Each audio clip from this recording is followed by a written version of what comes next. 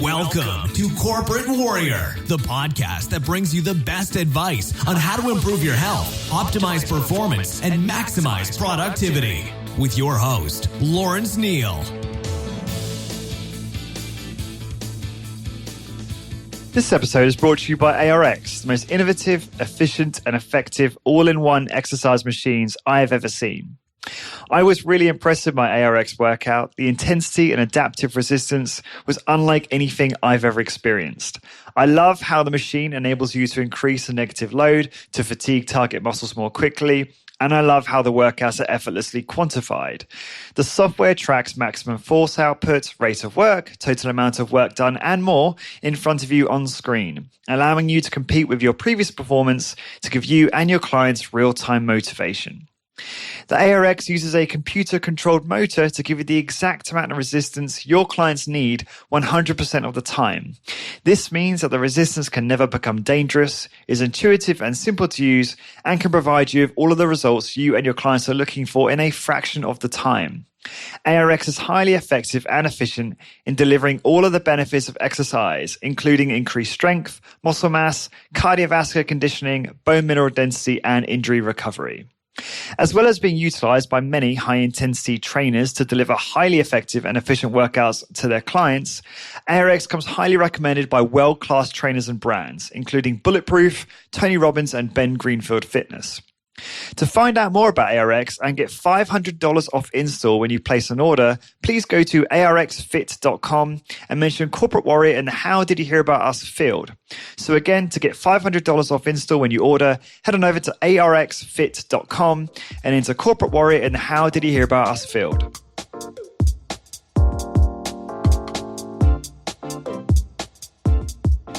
Hey guys, I am Lawrence Neal and welcome to another episode of Corporate Warrior, the podcast that shows you how to optimize your health and get the most out of your high-intensity training and start and grow your own high-intensity training business. My former guests include the who's who in HIT, including people like Dr. Doug McGuff, Drew Bay, and Jim Flanagan, paleo pioneers, Mark Sisson and Rob Wolf, scientists like Dr. James Fisher, Dr. Brad Schoenfeld, and Dr. Simon Milov, successful strength training entrepreneurs like Luke Carlson and Mark Alexander, experts in exercise machines, productivity gurus, high-intensity training bodybuilders, New York Times best-selling authors, and everything in between. I want to make a quick apology before I introduce this episode, and that is to people who have recorded podcasts with me but have yet to be published. There's a few reasons for this. I went through a stage a while ago of batching all of my podcast recordings, and that was to try and be a little bit more productive. But I found that publishing too frequently would sometimes overwhelm listeners. And so I found that like once a week was perhaps an optimal frequency. I mean, that might not be true, but those who I got feedback from, I thought that once a week was probably a good frequency for most people, so as not to overwhelm listeners. Added to that, I also have recently gone for a big website migration project, and I didn't want to break any of that process, so I've been kind of holding back putting content out. However, I've got so much great content stacked up, and I can't wait to get it out to you, to get it out to listeners, and to get it out on behalf of the podcast guests. I will be trying to strike a bit of a balance and publishing slightly more frequently, probably every 3 to 5 days or so. Lots coming, lots of big names, people who have never done podcasts, so exclusives. So really, really cool stuff coming up. So yes, looking forward to getting that to you all. And your guest today is yours truly. This is a training update of my own training journey. I've recorded podcasts on this before, way back, and I've written some posts on this. They've always been really, really well received.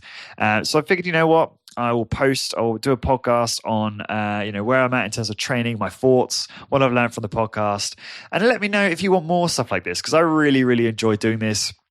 It's quite good when I can't get someone to come on the podcast, which is easier these days because I've built up somewhat of a reputation and obviously a fair few downloads, so it helps attract guests. But there are some times when it's easier for me to do a solo cast, and I actually really enjoy the format.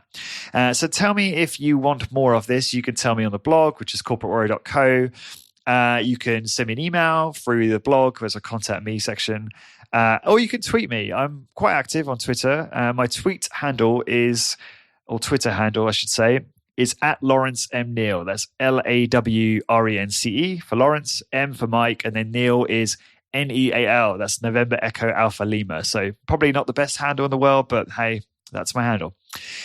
In this episode, I cover my current thoughts on optimizing muscle hypertrophy. So as you know, having listened to this podcast for a long time, I've gone on a bit of a journey in terms of how my own beliefs and perspective has evolved in this context. So I really share with you everything I feel about this at the moment. I talk about my quest to optimize muscle mass whilst also maintaining or improving health span. And I go into all of the details in terms of my past, so my training and my diet, and then all of the details regarding my current N=1 sort of self-experiment. So I really feel like if you're interested in that, that you're going to really enjoy this episode. And I hope it will help you to get better perspective on your own limitations and manage your expectations going forward. So without further ado, please relax and enjoy this training update with yours truly.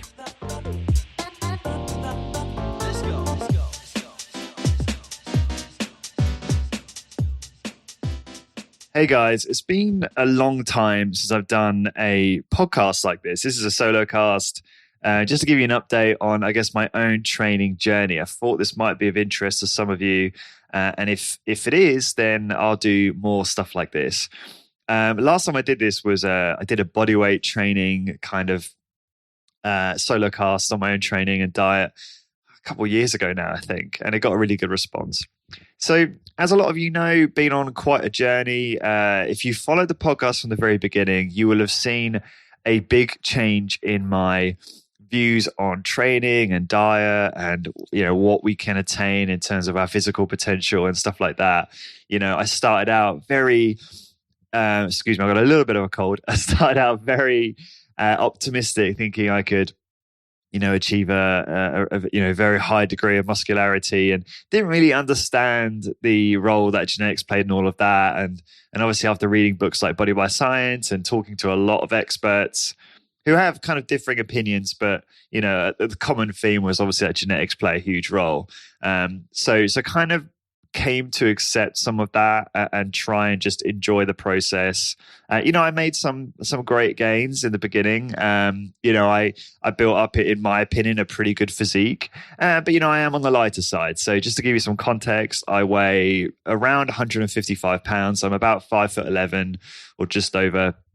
And I'm usually in the region of 8 to 10% body fat, something like that. And, you know, if you've been listening to this podcast recently, I've said quite a few times, and that, you know, if you've been training hard for a long period of time and you're training to or close to failure once or twice a week, you know, with a selection of exercises that are targeting all your major muscle groups, so your compound exercises, and you're getting enough sleep and you're eating sufficiently, so not necessarily a surplus, but just what you need to satisfy yourself, and you're eating whole food, that you're going to kind of get what you can in terms of muscle gain and just optimal body composition. So that was what I was preaching in terms of what I was finding in my own experience, and also what I was learning from a lot of the guests. And as you know, I've had people on who are very, very convincing, and you know, definitely propose some very good arguments as to why you know, I was right in saying that. And you know, I became a little bit, I don't want to say nihilistic, but I just became a little bit, I guess I lacked the confidence that one could really go beyond what looked like a plateau. You know, I started to believe, and maybe I still do in some ways, that you reach a plateau in terms of the amount of muscle you can gain, and then that's pretty much it. And the whole like gaining a pound a year thing just didn't really appeal to me. And I would always say, I didn't see the point in pursuing a pound a year and this kind of thing. And you know, I've sort of changed my mind a little bit about that, and I will elaborate. So recently, I won't dig into all the details because I don't want to, I guess, name anyone or get too personal, but you know, I've had quite a few comments lately about, oh, you know, you're too thin, you need to gain weight. And this is a funny thing, and I explored this in podcast with Andy Magnus recently, which that might be out before this one, so you can listen to that too. And you know, we ran on about that kind of thing. But yeah, I think a lot of people in high intensity training, and I know they do because we have a lot of private conversations about this. And I'm sure you guys listening have had this. You get a lot of comments about being too thin, especially if you're not, natural, kind of mesomorphic or one who puts on muscle quickly and easily. It's really frustrating because you work so hard to build what muscle you can and then get your body fat down so that you look the best that you can and you're healthy and you perform well and you feel good and all of this. And you think, I've optimized my physique. And this is kind of how I felt. And this is it for me and I'm just going to maintain and that's cool. And try and get stronger, even if I don't put on any more muscle mass. Despite all that, you get comments from people who, in your family or your friends who are, in my case, concerned about me being too thin or what have you. And I think that, it's a bit of a value judgment situation where they're kind of quite often they're not in good shape. So they're kind of putting their own insecurities and projecting that onto you, which is a little bit unfair, but I can understand how that can happen. But it is just incredibly frustrating. I mean, I suppose some people listening are probably like, Lawrence, you need to get over it, mate. It's not a big deal. And you're probably right. And I admire you if you have that way of looking at things and that level of maturity. But, I speak to a few people about this. I know, Dr. James Steele gets these comments, even Dr. Jürgen Giesing, who I had on the podcast recently. And it's very funny to me because and I suppose this is the whole issue is perspective a lot of the time. And when I look at those guys, I think, wow, I've met James a number of times. He looks fantastic. Like he's not huge, but he looks like he's carved out of stone. Like he looks strong, fit, he looks great. And you look at him and you're like, he stands out like a sore thumb because he just looks so healthy. And when we talk and I know that we probably are similar height and we weigh a similar amount. So, maybe some people look at me and see that and they're not saying those comments, so maybe it's all in my head, who knows. But anyway, it's interesting how perspective plays a big role in this and how, I see people who look great and I can't believe it when they get comments from people saying, oh, you're too thin or what have you. So anyway, I'm on a new mission now, which I'll get into, for right or wrong, maybe this is silly, but it's what I'm focused on right now. It's a little bit of an N=1 and I just want to share with you. Hopefully you find this useful. I've been following Martin Berkhan very closely recently. A lot of you will know that name, the inventor of the lean gains method. Martin has had a dramatic transformation in his own body. I mean, he looks unbelievable. He's, I'm going to say probably at least 90 kilos. I can't remember how tall he is. I think he's about maybe 6 foot, maybe just under. And he's just ripped to the bone. And obviously that doesn't really mean a lot. That's a nice anecdote, but so what? But, I started looking into him and what he's done. And if you look at his progress, there's a picture of him when he was a male model and he was like 16 and he was very skinny. And then, now I think he's 35 and the progress he's made is it's incredible. But when you actually look at how much weight he's gained, it's like a pound a year or something like that. Or maybe is it a pound a year or a kilo a year? I can't quite remember. But it's whatever it is, it's very, very marginal over a long period of time. We're talking 20 years of training. So that kind of made me think, oh, actually, that's quite interesting. Like that gain in muscle mass is actually quite possible. And it is over a very long period of time. I often put this sort of stuff down to the fact that he's a strong responder. So even if you don't necessarily start out with a great physique, obviously from what I understand and from what Dr. James Steele was explaining to me, there's also another spectrum for how you respond to training. And I just kind of put it down to, he's an interesting anecdote who just responds really, really well to training. And there may be obviously some of that for sure. But yeah, it's impressive all the same. And, he's also got a number of case studies, people he's worked with who he's helped transform very, and got very good results. And maybe not to the same extent he has, but certainly pretty impressive. So that then made me think, okay, so that made me question some of my beliefs at this point. And then I went on a Casey Butts calculator and put in all my measurements with regard to like my ankle circumference and wrist circumference and stuff like that.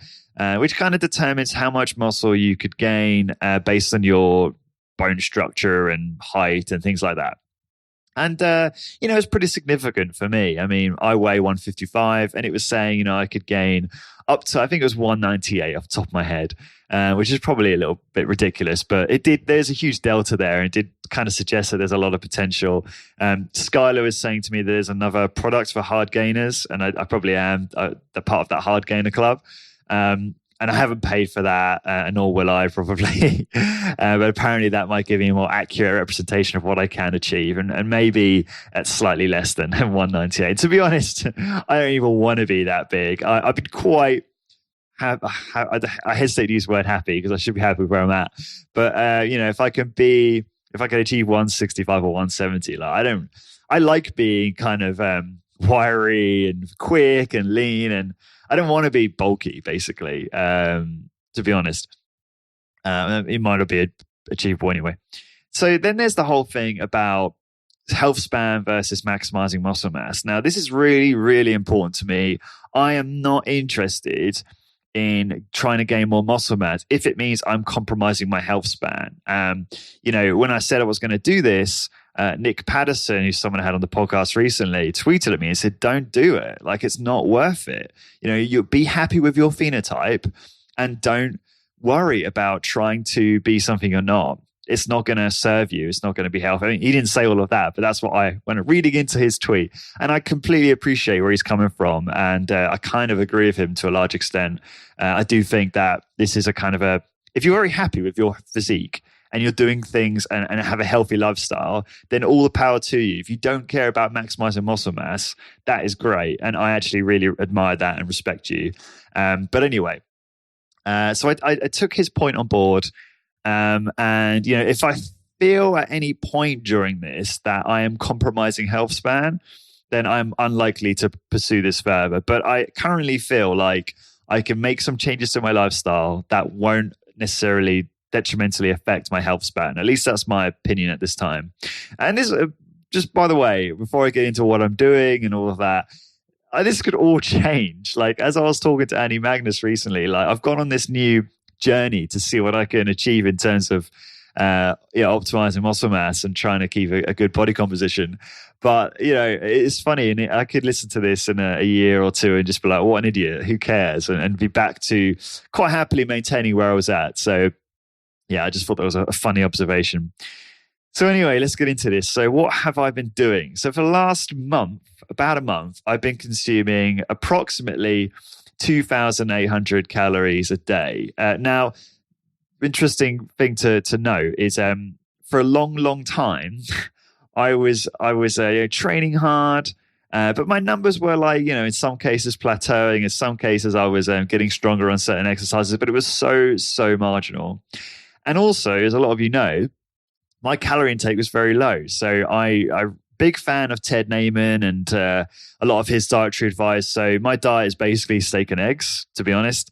And I was consuming, I was eating to satiety, so never tracking calories, never had a target. And I noticed that I do anywhere between 1,700 to 2,200 a day, which is pretty low and probably at or below maintenance for my weight. So, a lot of people would hear that and go, well, obviously, you idiot, you're not going to gain any muscle mass if you're not eating at maintenance or in a surplus. So that's a very valid point. And, I think for a while, I just didn't believe that you could gain, that it would make a big difference. I don't know, maybe some people think it's a silly thing to say, but I just wasn't convinced that eating a lot more would make a big difference. And so I should also add, I've been eating at least 165 grams of protein a day for almost probably 6+ months, or just over 6 months. So I thought that would be enough, but I don't think it is. So, so anyway, for the last 30 days, been increasing that intake to 2,800. I say it's average 2,800. it's really important the way I look at this is I want it to be sustainable. I'm not overcomplicating my program because otherwise I can't sustain it. And that's the same for most of you. You know, if you overcomplicate it and track away everything, it's just a nightmare. And how are you going to do that forever? Like, it's just, I just don't think that's very viable for most people. So this might be helpful to you because I'm giving you my very simplified prescription. So anyway, 2,800 calories on average, sometimes 3,000, sometimes 2,600. But on average, over the period of 30 days, it's about 2,800. And it's eating whole food. So, 6 days a week, I'm eating very, very well, in my opinion. So steak and eggs, some vegetables, not a lot, if I'm honest. The animal protein is like 80%. Some dark chocolate when I need it, butter and coconut oil is what I'm cooking with, and then typically having rice or potatoes in the evenings. I'm trying to buy organic or the best quality where I can, and getting at least 165 grams of protein a day. Normally it's a lot more than that because the calories, consuming more calories generally means I'm consuming more protein because the calories, the default is obviously the animal proteins. And then carbs and fat are totally interchangeable. I'm not going to be measuring all of my macros. I'm not going to live. I refuse to live like that unless someone can convince me that is the key to getting more muscle mass. And then one cheat day a week. So normally Saturdays. My girlfriend's does the slow carb diet from Tim Ferriss. She's had amazing success doing that. If anyone's interested in shedding body fat and you really struggle with trying to follow a diet, I've never seen anything more successful than the slow carb. It's just got a great adherence rate, and the good diet is better than the perfect diet because if you can't follow the perfect diet, it's pretty useless. So she usually does a cheat day on Saturday, so I kind of join her. I don't go absolutely crazy most of the time, but I just have, if I want something that's bad, I just have it.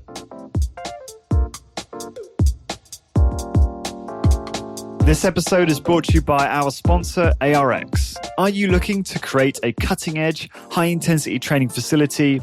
Are you confused on what equipment to use or how to separate yourself from the masses? Well, then ARX Fit might be the answer you're looking for. I asked Mike Polano from ARX a few questions about how ARX machines are challenging the status quo of the exercise industry around the globe. Mike, if you could, give the listeners a quick summary of why ARX is so different from the traditional machines or tools they're used to seeing in most exercise facilities. ARX is totally different than anything you've seen before. This isn't just another weight stack machine. We've looked at the last 40 years of exercise technology and used that knowledge to create something entirely new. ARX uses a new form of resistance, a motor, and we pair that motor with computer software so that we can maximize the safety, effectiveness, and efficiency of your workouts. So you may be asking, okay, but how does ARX compare to weights? Traditional machines you see in gyms today are based on lifting metal weights and battling gravity. What people don't realize is that when you're forced to lift a static weight like this, one that doesn't adapt or change while you use it, you're underloading yourself rep after rep. And this unnecessarily limits your ability to make improvements. With ARX, we've taken a totally different approach. We removed weights and gravity from the equation altogether. Instead, ARX combines our patented motorized resistance with our custom computer software to provide you with the world's safest, most effective, and most quantified form of resistance training ever. When you train with ARX, you are training to your perfect level of resistance, both positively and negatively 100% of the time.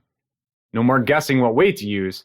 ARX does all of that for you, instantly and automatically. We'll also track and measure every second of every rep, so you can quantify all of your workouts to find out if you're improving and by exactly how much. Whether your goals are bigger muscles, increased strength, stronger bones, or just to look good in a bathing suit, ARX can help you achieve all of these and more, but do so in a fraction of the time it would take compared to traditional equipment. If you're looking for the most efficient, most effective, and most quantified piece of exercise equipment on the market today, then look no further than ARX. Thanks, Mike. That all sounds really impressive. If you'd like to learn more about ARX, visit arxfit.com and mention that you heard about ARX on the Corporate Warrior podcast to receive an exclusive deal of $500 off shipping and installation off your ARX machines.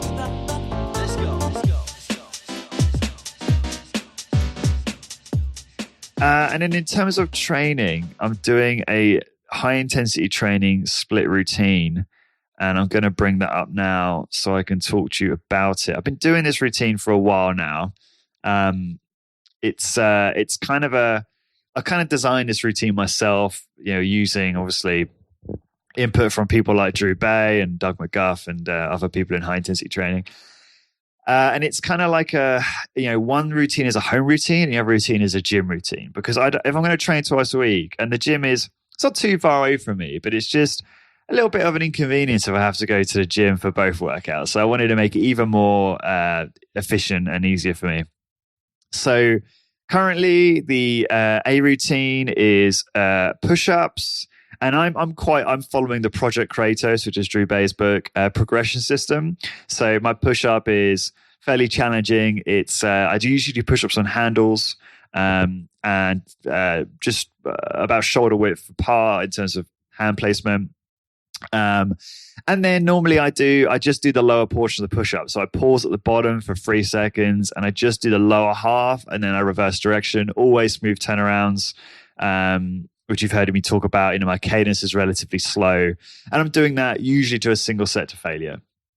And then I do chin-ups, and again, I do a hard partial range of motion on the chin up. So I come up to the top, then I only come halfway down in reverse direction again. I normally squeeze at the top for about 3 seconds as hard as I can. So I'm making these.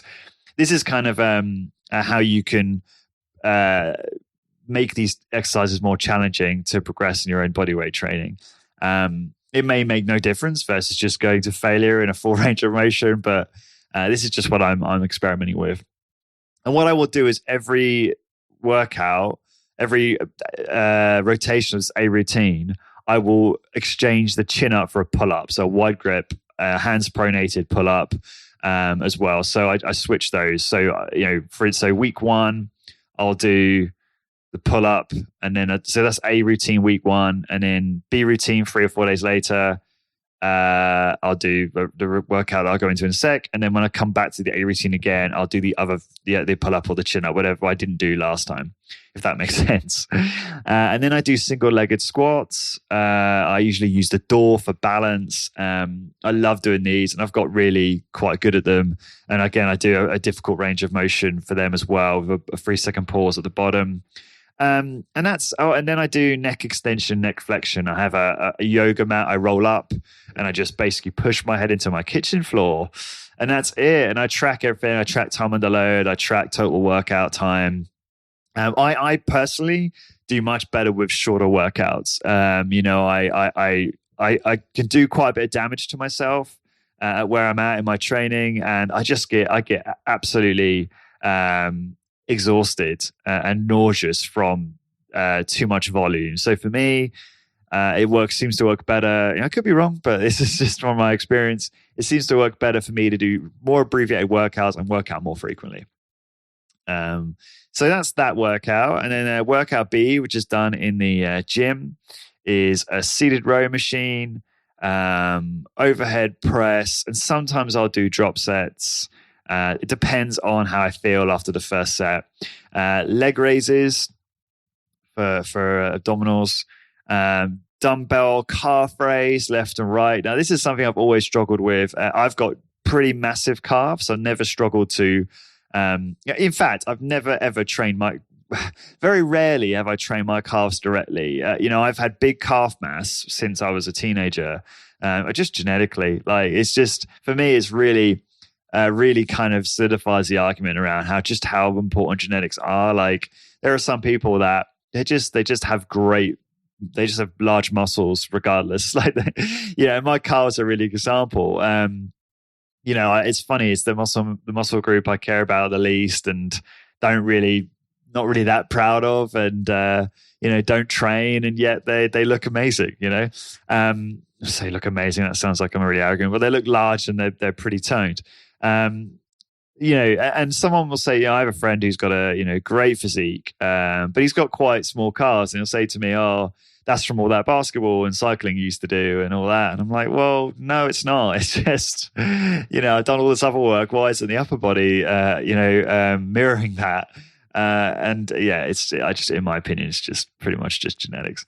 But anyways, I have been trying to train them because the reason for that is not necessarily to get them bigger because they're big enough, which I wish I could say with the rest of our muscles. But I was talking to Mike Bradley, who's the strength and conditioning coach over at Florida State University. And he was telling me about how many Weekend Warrior basketball players rupture their Achilles. And I'm actually not playing a lot of basketball right now, but I do intend to play every now and again. And last thing I want to happen is, some kind of Achilles injury. I had a friend of mine, Ted Harrison, whose name you recognize, who's been a guest on the show, recently rupture his, and it sounded very, very painful and very debilitating. And I do not want that to happen. So really, I've been doing these calf raises with dumbbells just to strengthen or focus on strengthening that connective tissue and driving it for a full range of motion. But I'm not really been going to failure. If I'm honest, I feel a little bit uncomfortable trying to go to failure on calf raise. I don't know why. It just gets incredibly hot, and some people relate to this. And I just feel. Firstly, I need a lot of load because my calves are very strong to actually drive them to failure. And I'm just a little bit nervous about that. So anyways, I will stop going on about the calves. And then the last thing I do not the last thing, but the next exercise is a prone trunk extension. I do the hardest form in Project Kratos for the lower back.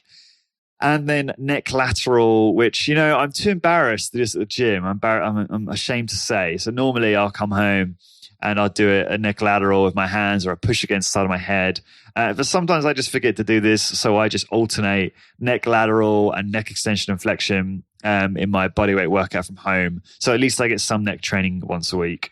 That's how I see it. So as you can hear there, I don't have access to a lot of, any MedX or Nautilus or ARX or any of these cool machines. So I'm using very basic machines that are okay. I actually quite like the overhead press. I can't remember the name. It's something I've never seen before here in Galway in Ireland. But then a lot of the other stuff is just body weight. And I feel like you can pretty much get what you can. You can still stimulate muscle groups effectively and efficiently with very, very little equipment. So I work out at the moment like every 3 to 4 days. Both of these routines are pretty short. I'm usually done within, let's have a look here.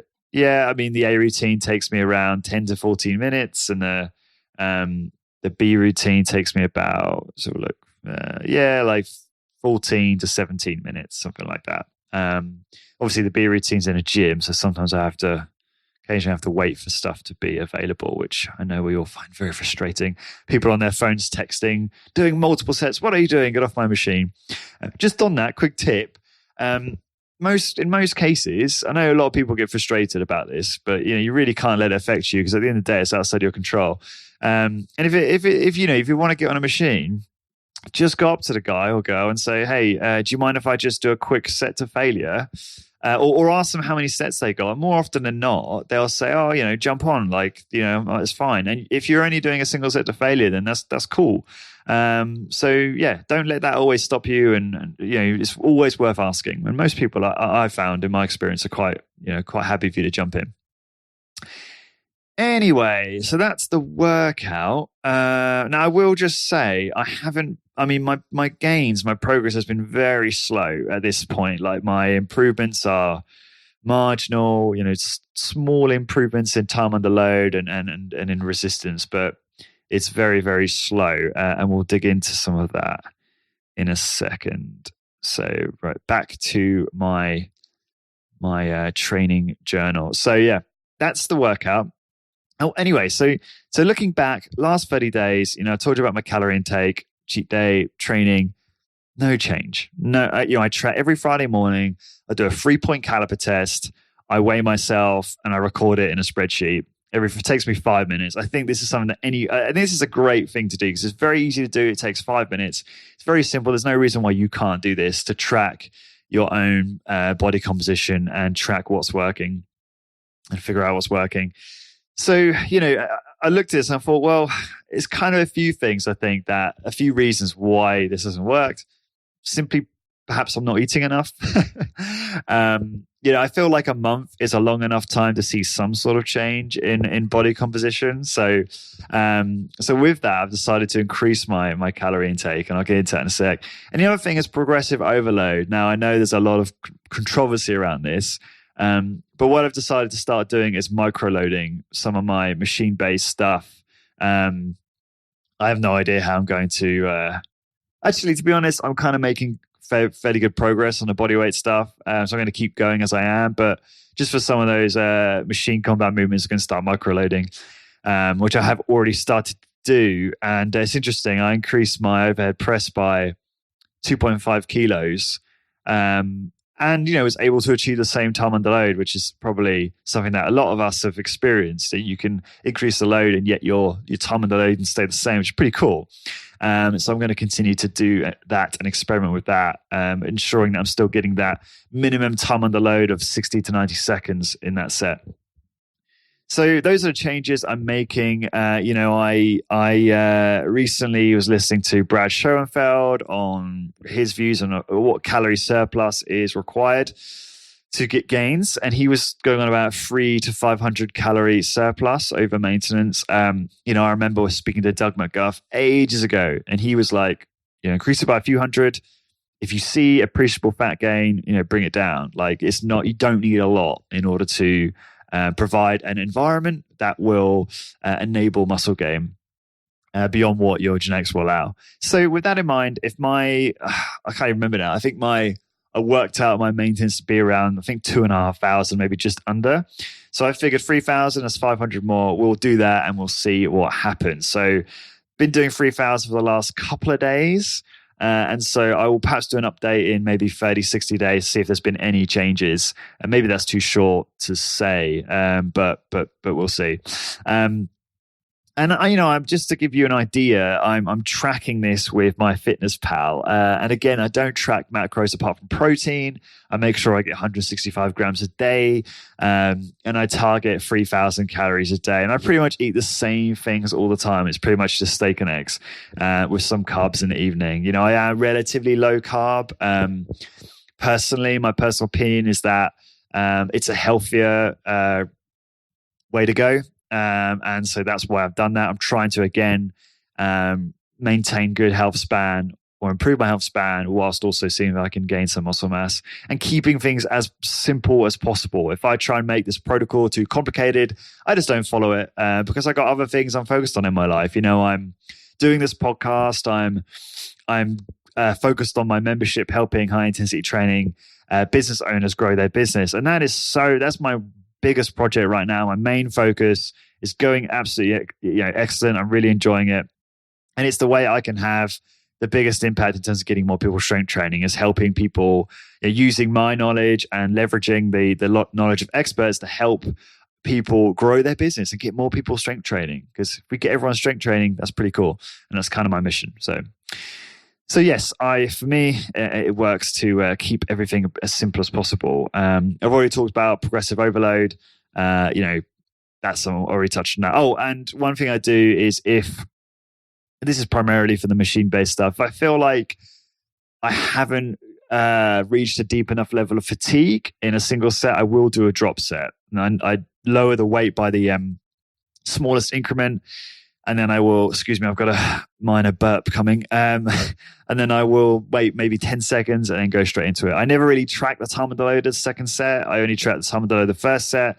And I just do a second set to inroad further and induce more fatigue. And then just some last points on my lifestyle, some of the hygiene factors. One of the things that resonates with me that Doug told me a long time ago, Doug McGuff, was to become superhuman, you must realize that you are only human, and you have to optimize your biology by looking after all of the different hygiene factors. So, sleep is obviously really important. So I try to get at least 7 to 8 hours. I typically get about 8 hours sleep. And I try to make my sleep environment as optimal as possible. I try to keep it cool and dark and all of that. I'm not a big, drinker of water, I must say, which is definitely probably not good. I drink a fair amount of coffee, maybe 2 to 3 cups a day. So I use that as my excuse because coffee is mostly water. But the water here, I live in Galway, and where I'm at, the tap water just tastes like grass. And so it's not that enjoyable. So I try and buy, I sound like such a snob when I say that. I try and buy sparkling water. I normally get the Pellegrino stuff, but it's a bit of a pain to constantly go out and buy bottles of sparkling water, but I do really enjoy it. So I'm just trying to make sure that I consume enough water every day. I don't tend to target 2 to 3 liters, which I think is the ideal amount, but I just try and drink as frequently as possible. Where are we? Oh yeah, plenty of movement. I've got a dog, so I'm walking the dog at least twice a day. And usually listen to podcasts, and I enjoy that. It's a good break from being at the computer and working and that kind of thing. And it's sometimes you just can't be bothered, right? Like, I don't know if you listening have a dog, but I'm sure you probably do, or some of you do. But it can be quite like sometimes you're just like, I can't be bothered, and but it's such a healthy discipline because it's like, well, it's only upside. You're getting outside, you're moving, you're getting outside, you're out in the sun or what have you. You can listen to a podcast, or you can just use it to ponder, play with your dog. Like it's great, and it's a really, really, I think, important discipline that I've now have in my life. And there's obviously. I imagine some evidence or that more movement can improve recovery from training. So there's that side as well. And also cycle. I don't even own a car currently. And I live in a small city with about 90,000 people here in Galway in Ireland. So I pretty much cycle everywhere, and I love it. It's just, it's cheap. You don't really do, well, there is no cost. And I can get everywhere on my bike. I can get into town in about 10 minutes. I can just, And I even do my food shop. I mean, I do like a weekly food shop with a company called Tesco. I'm sure most of you are familiar with. But sometimes I just go down the local supermarket, buy everything, and carry it back in big bags and do a bit of a farmer's walk. And I see these, these as opportunities to move and just live a healthier lifestyle. I do a cold shower every single day now. This is something I never used to do, but it's now just so normal to me. It's like just part of my routine. I can't put it this way. I can't have a shower now unless it's cold. Like, I always start with a warm shower. Don't get me wrong. I love a warm shower. But after, if I don't finish off with a freezing cold shower, I just don't feel like I've had a shower.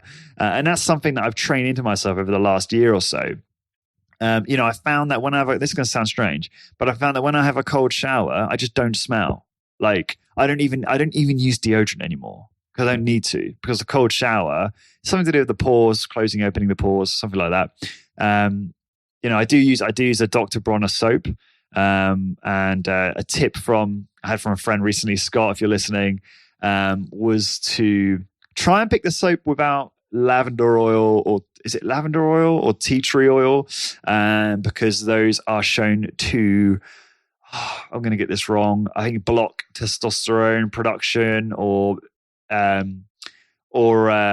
increase estrogen or something like that, which is probably not what we want as men. And so I actually avoid the soaps with those ingredients, but I still use the soaps that don't have that in it. And I use a bit of that. I just, I don't know why I'm getting into the details of all this now, but just wash my kind of armpits and delicate areas, and then just have a cold shower, and it just feels great. And the reason I bring this up is, I think there's some evidence to show that cold showers improve things like protein synthesis and other benefits. You feel amazing. If you do a cold shower for 5 minutes, I find that's like the ultimate time. And you come out, it's something about resetting your reward systems in your brain. You just feel good. So I'm a big fan of cold showers. I don't take any supplements at the moment. Not necessarily diverse to them. I just, like, as I said, keep things simple, and that's pretty much it, guys. Like, I keep things really, really simple. I'm not, as soon as I overwhelm myself, I'm one of these people, I'm like, good intentions, I'm going to do all this stuff, and I have this long to-do list, and it's going to be really complicated, but it's fine. And I just won't do it. And I know myself well enough now that, if I keep things simple and just try and get the big things done, the most important things done towards my goals, and it doesn't matter what it is, business, body transformation, then that's how I sustain it consistently over the long term. And so that's my thing. That's pretty much my routine. So hopefully you found this interesting. I'll keep you posted as to how things go. So just again, 3,000 calories a day, 1 cheat day a week, which normally means I probably break 5,000 or 6,000. Training twice a week with a more of a focus on progressive overload. I am making marginal progress on my current routines, and I have been doing my routines for a long period of time now, probably well over 12 weeks. Well, I'd say maybe 24 weeks, but I don't see the point in changing if I'm not really plateauing in a big way. So hence the decision to stay at the moment. And I may change that over time, but for now I'm going to keep it as is. So two training sessions a week, training to muscular failure, typically a 1 set, occasionally a drop set or a rest pause if I do feel like the mechanical sticking point is making me unable to achieve the fatigue that I want.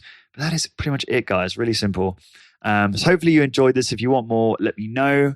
And thank you again for listening. And I will talk to you soon. And if you want the show notes for this one, please go to corporatewarrior.co/training update. Training-update. That's what we'll call it. corporatewarrior.co/training-update. And take care. Bye now. I hope you enjoyed that. Before you head off, head on over to corporatewarrior.co/ebook to get your free high-intensity training Google Sheet to track your training progress. And get my ebook with 20 interview transcripts with some of my top guests, including Dr. Doug McGuff, Drew Bay, and Bill Simone on how to optimize muscle gain, fat loss, and overall health in an efficient, effective, and sustainable way. Head on over to corporatewarrior.co/ebook now and enter your email address for instant access. This episode is brought to you by ARX, the most innovative, efficient, and effective all-in-one exercise machines I have ever seen. I was really impressed with my ARX workout. The intensity and adaptive resistance was unlike anything I've ever experienced. I love how the machine enables you to increase the negative load to fatigue target muscles more quickly, and I love how the workouts are effortlessly quantified. The software tracks maximum force output, rate of work, total amount of work done, and more in front of you on screen, allowing you to compete with your previous performance to give you and your clients real-time motivation. The ARX uses a computer-controlled motor to give you the exact amount of resistance your clients need 100% of the time. This means that the resistance can never become dangerous, is intuitive and simple to use, and can provide you with all of the results you and your clients are looking for in a fraction of the time. ARX is highly effective and efficient in delivering all of the benefits of exercise, including increased strength, muscle mass, cardiovascular conditioning, bone mineral density, and injury recovery. As well as being utilized by many high-intensity trainers to deliver highly effective and efficient workouts to their clients, ARX comes highly recommended by world-class trainers and brands, including Bulletproof, Tony Robbins, and Ben Greenfield Fitness. To find out more about ARX and get $500 off install when you place an order, please go to arxfit.com and mention Corporate Warrior and How Did You Hear About Us field. So again, to get $500 off install when you order, head on over to arxfit.com and enter Corporate Warrior and How Did You Hear About Us field.